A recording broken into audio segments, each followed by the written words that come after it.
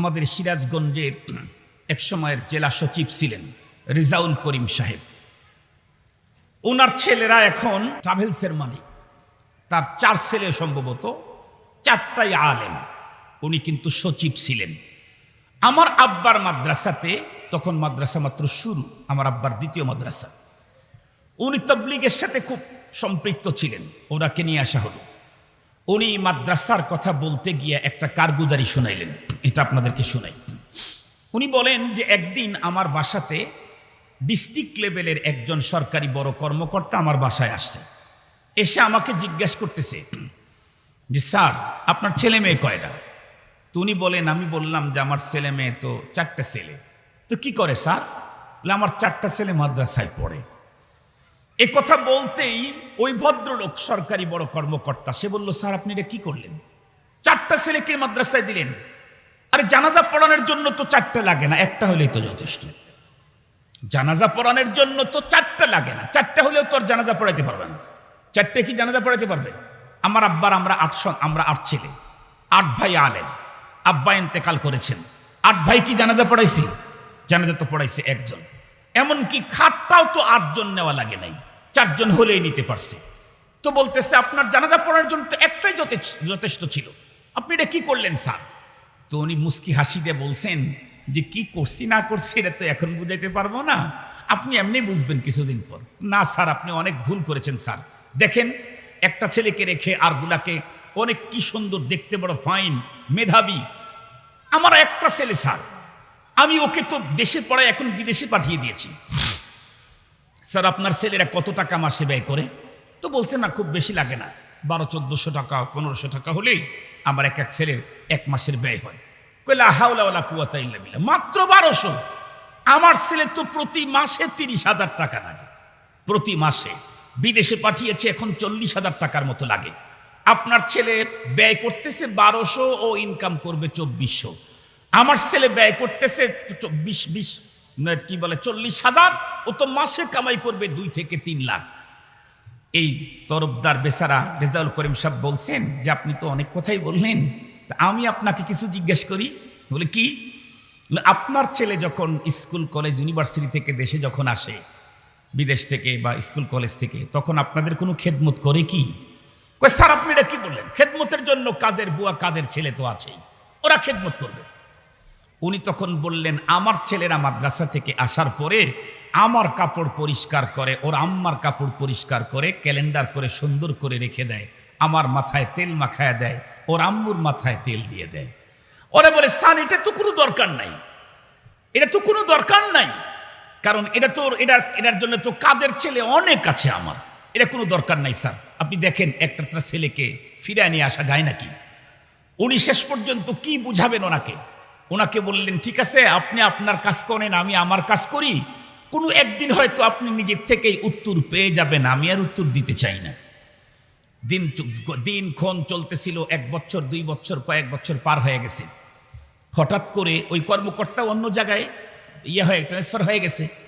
হঠাৎ করে একদিন ওই কর্মকর্তা আসছে ওনার বাসায়, রেজাউল করিম সাহেবের বাসায়। আসার পরে যে কান্না শুরু করছে, আর কান্না বন্ধ করে না। রেজাউল করিম সাহেব বলেন, আমি তাকে এত বুঝাইছি কিন্তু সে আমার বুঝ দিচ্ছে না, সে একদম বুক ফাটা কান্না। আমি অনেক বুঝ দেওয়ার পরে তাকে জিজ্ঞাসা করলাম, আপনার মতো একজন প্রথম শ্রেণীর শিক্ষিত মানুষ, মানুষের জীবনে দুঃখ বেদনা এগুলো আসবেই, সবর করতে হবে, স্বাভাবিক থাকতে হবে। উনি তখন বললেন, আসবে, কিন্তু আমার উপরে যেটা এসেছে এটার চাইতে, এ জাতীয় মুসিবত পৃথিবীতে বেঁচে থেকে আসার চাইতে এর জন্য আমার মরণটাই শ্রেয় ছিল। এই কথা বলতেই উনি চমকে উঠলেন। উনি বলেন, আমি ভাবতেছিলাম না জানি কি হলো, তো জিজ্ঞেস করলাম কি হয়েছে। উনি তখন উত্তর করলেন, স্যার ওই যে আজ থেকে অনেক বছর আগে আমার ছেলে আর আপনার ছেলের ব্যাপারে কথা বলতেছিলাম, মনে আছে নাকি? উনি বললেন, হ্যাঁ আমার তো মনে আছে সেই কথাগুলি। বলে, স্যার আপনি তখন বলেছিলেন না যে সময় উত্তর দেবে, আমি আর কিছু বললাম না। সময় আমাকে এমন উত্তর দিয়েছে, এই জাতীয় উত্তর পাওয়ার জন্য আমি কখনো প্রস্তুত ছিলাম না। আমার তো মনে হচ্ছে যদি এই জাতীয় উত্তর পাওয়ার আগে আমার মরণ হতো, সেটাই আমার জন্য উত্তম ছিল। রেজাউল করিম সাহেব বলেন, আমি তখনও ভাবতেই পারতেছি না কি ঘটলো, নাকি ছেলেটা বাবার উপরে চড়াও করলো, নাকি বাবার সাথে বেয়াদবি করলো? তো উনি জিজ্ঞাসা করলেন, ঘটনাটা কি ঘটেছে বলুন তো দেখি। তো বলে, শোনেন, আমার ছেলেকে তো দেশের থেকে এই অমুক ইউনিভার্সিটি থেকে পাশ করার পরে ওকে আমেরিকায় পাঠিয়ে দিয়েছিলাম। ও 8 বছর সেখানে শিক্ষানবিষ্কাল পার করলো। 8 বছরে এখন চূড়ান্ত বড় ডিগ্রি নিয়ে আসছে। এই তো 1 বছর হয়। 6 মাস আগেই ওর চাকরি হয়ে গেছে। বেতনও অনেক, 3 থেকে 3.5 লাখ টাকা মান্থলি বেতন। মাস যাবে তো বাড়তি থাকবে, ইয়ারলি বাড়তেই থাকবে। তো আমি 15-20 দিন আগে ওকে বললাম যে, বাবা, তোমার তো শিক্ষানবিষ্কাল শেষ, এখন কর্মজীবনে ইন করা দরকার। তো দেখো, তুমি একটু চয়েস করো, কারণ তুমি তো আমাদের চাইতে বেশি শিক্ষিত, কোথায় বিয়ে শাদী করা যায়। 2-3 দিন আগে সে আমাকে এমন একটা উত্তর দিল, যে জাতীয় উত্তর শোনার চাইতে আমার মরণ ভালো ছিল। সে আমার দিকে মুস্কি হাসি দিয়ে তাকায় বলে, আব্বু, আমি তো বলতেই চাইতেছি, আপনার এমন একটা কথার অপেক্ষায় আমি ছিলাম। আজকে এতদিন পরে আপনি বললেন। আমি অবশ্যই মনে মনে একজনকে স্থির করেছি, কিন্তু কথাটা বলতেই তো ভয় লাগে, কারণ আপনারা তো ধর্মান্ধ। ওই ভদ্রলোক সরকারি কর্মকর্তা বলেন, আমার ছেলে যখন আমাকে ধর্মান্ধ বলে বকা দিল, তখনই তো আমার মাথা হেট হয়ে গেছে। আমি তখন রেগে গিয়ে বললাম, কি বললে তুমি আমাকে ধর্মান্ধ বলে গালি দিলে, বকা দিলে? তুমি জানো আমি এদেশের সরকারের প্রথম শ্রেণীর একজন কর্মকর্তা, আমার অধীনে শত শত শিক্ষিত লোক কাজ করে, আর তুমি আমাকে ধর্মান্ধ বললে? ছেলেটি তখন মুস্কি হাসিতে উত্তর করলো, যদি আপনি ধর্মান্ধ না হয়ে থাকেন, তাহলে তো আপনার সামনে কথা বলতে আমার কোনো ভয় নেই। উনি বললেন, বলো, তুমি কি বলতে চাও, বলো, তুমি কাকে চয়েস করেছো, বলো। সে তখন বলতেছে, আব্বা, আপনি একটা কথা বলেন। কি? আমাদের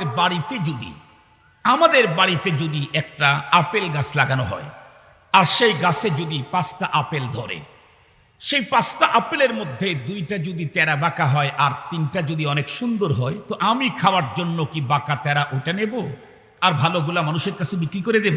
বলে, না, কখনোই না। বলে, তাই যদি হয়, তাহলে আমি অনেক থিসিস গবেষণা করে দেখেছি, আমরা তো এখন অনেক ইস্টাবলিশড, আমাদের ফ্যামিলি একদম উন্নত সোসাইটিতে চলে গেছে।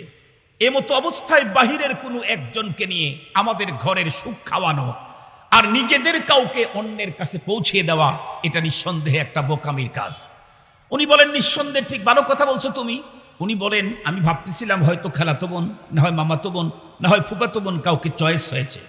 কিন্তু সে আমাকে বলল, আমি যখন বললাম, তুমি কাকে চয়েস করেছো, কে তোমার জন্য ভালো হয় বলো, সে তখন উত্তর করলো, আব্বু, আমি অনেক থিসিস গবেষণা করে দেখেছি, আমার জন্য সবচেয়ে ভালো হয় আমার ছোট খালাটা।